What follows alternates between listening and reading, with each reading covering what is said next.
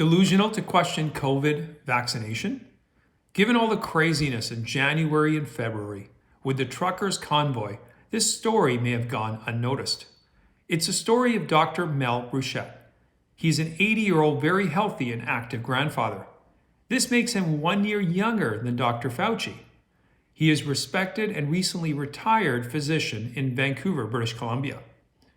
Dr. Bruchet was a vocal critic of the safe and effective COVID vaccines, especially with respect to side effects, as well as the impact on pregnant women. What he was seeing around him was troubling him, and as a physician who had always lived by the principle, first, do no harm, he had little choice but to begin to ask questions. Back in January, Dr. Bruchet was at his home in Vancouver with two other well-known outspoken BC doctors, Dr. Daniel Nagase and Dr. Charles Hoff. During this meeting, 7 police officers in 4 cruisers arrived at Dr. Bruchet's home. They handcuffed the peaceful and honest Dr. Bruchet and took him to the Hope Center at Lionsgate Hospital. Now remember, folks, they handcuffed him. I'm guessing that he must have posed a real threat. After all, he's 80.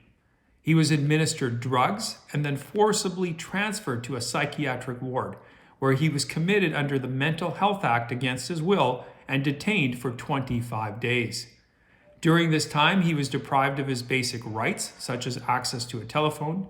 He was given antipsychotic drugs. These antipsychotics are contradicted in the elderly because they cause them to have strokes and heart attacks. He suffered 2 mini strokes and underwent a battery of mental health tests that were essentially set up by the courts to try to focus his thoughts on the COVID vaccines.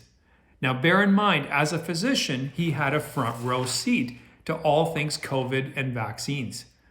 Ultimately, those passing judgment on his mental state characterized his thoughts as delusional ideas, evidence of his dementia or psychosis. So, have we arrived at a place in society where a wise and responsible and trusted doctor, a respected elder, is no longer allowed to ask questions? And when he does, he's handcuffed, drugged, and imprisoned and labeled demented? Regardless of where you fall on COVID and COVID vaccinations, if you favor this kind of treatment for those that dare ask questions, you clearly don't believe in democracy, but long for a totalitarian regime. Given this, and provided, of course, you're not a hypocrite, you're left with only one option, and that's to apply for permanent residency in China or North Korea. After all, those 2 nations will allow you to fully live out your beliefs and principles. You can do so today rather than waiting for Canada to finally get to that state. Go ahead. I'll even chip in for the ticket and help you pack. Anyway, you can find more on the video with Dr. Bruchet in my notes section. You can also follow me on my Rumble and my Locals account. As always, I welcome your comments and any feedback you might have, and I will see you next time.